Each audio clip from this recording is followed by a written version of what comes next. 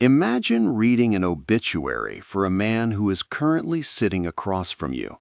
That is effectively what Internet sleuths discovered buried in the Department of Justice archives. The official narrative tells us that the most notorious prisoner in American history died on August 10th. It was a Saturday morning when the cameras failed and the guards allegedly fell asleep. But a digital paper trail suggests a different timeline, one that has ignited a firestorm of speculation. There is a press release from the U.S. Attorney's Office that announces the death of the prisoner. On the surface, it looks like standard bureaucratic procedure, until you look at the metadata. The document is dated August 9th, a full 24 hours before the body was found. How does a government agency draft a death announcement for a man who is still alive in his cell? This isn't just a typo on a blog post. This is a legal document from the Southern District of New York. Skeptics argue it was likely a template, a pre-written file prepared for a high-risk inmate. But the phrasing in the draft is eerily specific, describing events that had not yet occurred. It mentions the body being found unresponsive and pronounced dead shortly thereafter. If this was written on Friday the 9th, it implies that the outcome was already decided. It suggests that the script for the weekend had been written before the actors took the stage. And this single date discrepancy has become the cornerstone of a theory that refuses to die. If the paperwork was ready before the heart stopped beating, what else about that weekend was prearranged? The idea that he never actually died in that cell sounds like the plot of a cheap thriller.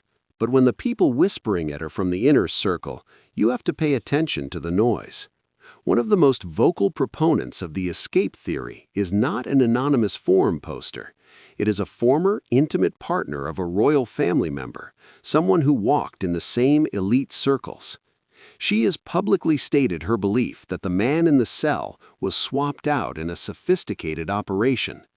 According to her claims, the person wheeled out on the gurney was a body double, not the financier himself. She points to the chaotic nature of that morning as a deliberate smokescreen. The malfunctioning cameras and the missing logbook entries created a perfect blind spot in the surveillance grid.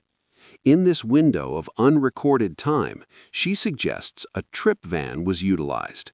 This vehicle allegedly extracted the high-value target while a replacement was staged in the cell. It sounds impossible until you look at the prison's layout and the strange failures of security protocols. The facility was supposed to be impenetrable, yet every failsafe collapsed simultaneously. She even referenced intercepted communications that allegedly mention a guard witnessing the switch. These claims suggest that he is currently living under a new identity, possibly in the Middle East.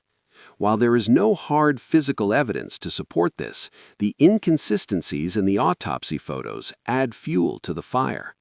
Online detectives have spent years analyzing the ear shape of the body seen in the medical transport photos. They argue that the cartilage structure does not match the prisoner's known profile. Whether it is wishful thinking or a genuine conspiracy, the seed of doubt has been planted deep. But we don't just have to rely on rumors and blurry photos, because the prisoner left his own paper trail. When investigators cleared out the cell, they found a series of handwritten notes on a legal pad. To the untrained eye, they look like the ramblings of a desperate man losing his mind. But forensic handwriting analysis paints a different picture, one of calculation and logistics. These were not the final thoughts of a man preparing to end his life. They look remarkably like a to-do list for a jailbreak. One note features the phrase "red notice" circled and connected to an arrow pointing to extradition. A red notice is an international alert issued by Interpol to locate and arrest fugitives. Why would a man planning to die be worried about international extradition treaties? Another scribble reads "jail out equals 10," which could refer to a bribe amount or a timing window. He wrote down MIA US, which is standard shorthand for missing in action within the United States. It suggests a plan to vanish from the grid while remaining within the country's borders initially. There are references to sleeping in a trunk and questions about gun and vest. These are survival logistics for a fugitive on the run, not a man contemplating his final moments. The notes also contain a strange sketch that resembles a map of the facility or a travel route. It connects the concept of being missing to specific legal consequences like estate taxes.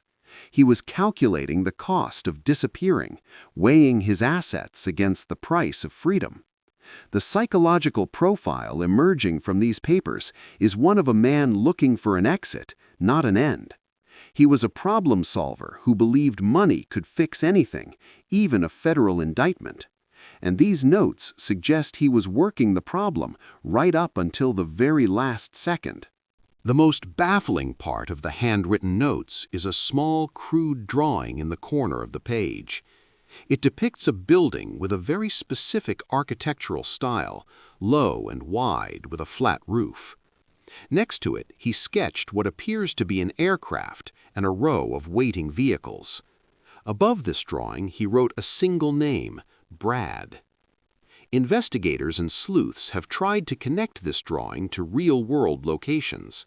The structure bears a striking resemblance to the private hangars at Teterboro Airport. This was the preferred transit hub for his private jet, a place he had flown in and out of thousands of times. The drawing implies a rendezvous point, a location where a switch or a pickup could occur. If the plan was to fake a medical emergency and swap the body during transport, the airport is key. It represents the bridge between the prison cell and international waters. The name Brad remains a mystery, possibly a pilot, a fixer, or a contact on the outside. But the intent behind the drawing seems clear. He was visualizing the mechanics of his departure, mapping out the physical steps required to leave. This level of detail is inconsistent with someone who has accepted their fate. It shows a mind that is actively planning for a future, specifically a future involving air travel. The notes also mention visas and fake ID, further cementing the idea of cross-border movement. He was looking for a jurisdiction where his money still held power, and he knew that if he could just get to the tarmac, the rest of the plan would fall into place. Then the story takes a turn into the bizarre, moving from prison cells to online gaming lobbies. In the years following the event, strange digital footprints began to appear. Internet users discovered active gaming accounts linked to his known email addresses and aliases. Specifically, a profile with the username Littlest Jeff showed activity long after the official date of death. It sounds absurd to think a fugitive billionaire would be spending his time playing Fortnite, but the timeline of the account's activity matches the periods where he was supposedly incarcerated. Purchases for in-game currency were recorded on dates when he should have been in a cell. Of course, the most logical explanation is that hackers or trolls gained access to his old credentials. It is common for high-profile accounts to be compromised and used for pranks. But for those who believe in the escape theory, these digital pulses are proof of life. They argue that he is living a life of leisure hidden away in a non-extradition country. There were also reports of activity on a World of Warcraft account linked to his personal data. The character progression and item acquisitions continued well past August 2019. While it is likely just internet noise, it adds a layer of surrealism to the mystery. It feeds the narrative that he is somewhere out there, laughing at the world from behind a screen. Whether it's a macabre joke or a slip-up, it keeps the conversation alive. Every login timestamp becomes a potential clue, a signal that the ghost is still in the machine. To understand how an escape could even be possible, we have to look at the failures of that night. The Metropolitan Correctional Center was designed to be a fortress, yet on that specific weekend, every single security layer evaporated. He had been placed on suicide watch weeks earlier after a previous incident involving a cellmate, but against all standard protocol, he was removed from that watch just days before the end. Psychological reports claimed he was future-oriented and showed no signs of self-harm ideation. He told the staff he was living for the legal battle, that he had too much to do to check out early. Then his cellmate was transferred out, leaving him alone in a cell designed for two. This violation of the buddy system rule created the solitude necessary for whatever happened next. The two guards assigned to monitor the unit failed to conduct their required rounds. Instead of checking the cells every 30 minutes, reports indicate they were browsing the internet and sleeping. And crucially, the cameras overlooking his cell door malfunctioned at the exact wrong moment. The footage that should have provided the definitive answer simply did not exist. It was a perfect storm of incompetence that borders on the statistical impossible. For a high-value prisoner to be left unmonitored, unrecorded, and alone requires a cascade of failures. If you were writing a screenplay for a prison break, this is exactly how you would script the setup. You blind the cameras, distract the guards, and clear the room of witnesses. Whether it was negligence or conspiracy, the result was a black hole in the timeline, a gap where anything or anyone could have moved in or out of that cell. We are left with a puzzle that has too many pieces and no box top to guide us. The official ruling of self-deletion closes the case from a legal standpoint, but the anomalies surrounding the event have created a permanent shadow over the truth. We have a death announcement dated before the death, suggesting the script was written in advance. We have handwritten notes detailing extradition laws and escape logistics found next to the bed. We have witness testimony claiming a body switch and a security system that conveniently collapsed. It is possible that these are all just coincidences, random errors in a broken bureaucratic system. But in the world of high-stakes intelligence and finance, coincidences are rarely what they seem. The man at the center of this web knew secrets that could topple governments. He had the means, the connections, and the motivation to orchestrate the impossible.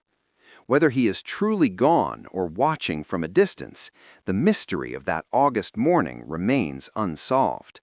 And as long as the documents show the wrong date, the world will continue to ask what really happened.